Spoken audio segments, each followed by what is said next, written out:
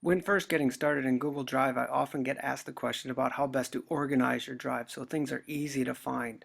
So I'm going to go over some tips and tricks and ideas of ways you can keep your Google Drive organized. The first thing we're going to talk about is creating folders. So what I'll do is go up to this red New button on the top, and I will click this button, and I'll get a drop-down menu. And the first choice I'm going to make is the one that says Folder. The first choice we get to do is to name that folder, and please be specific with your folder. That's a key to keeping things organized. Do not leave it as new folder. Another hint would be to start with a symbol. If you want this folder to always appear at the top of your drive, use a symbol such as a period, an exclamation point, or a hashtag, something that will jump it up to the top. The computer always puts those before letters, so they do go to the top. I'm going to just call this practice for today.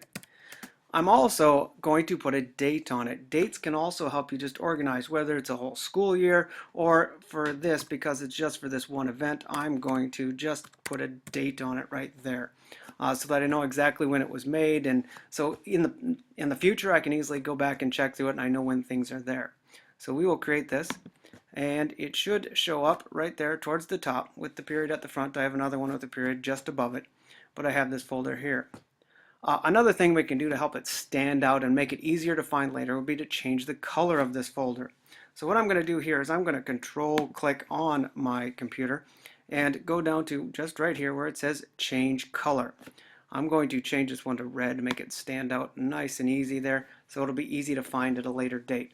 You do not have a ton of choices with your colors, but you can, if you look through them, you can find ones that match.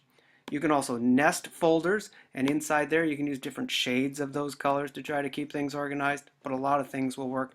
Organization is kind of personal, and I think you should pick the way that works best for you. Then if you wanted to start adding things to that folder, if I scroll down and I find a document, just anywhere in here.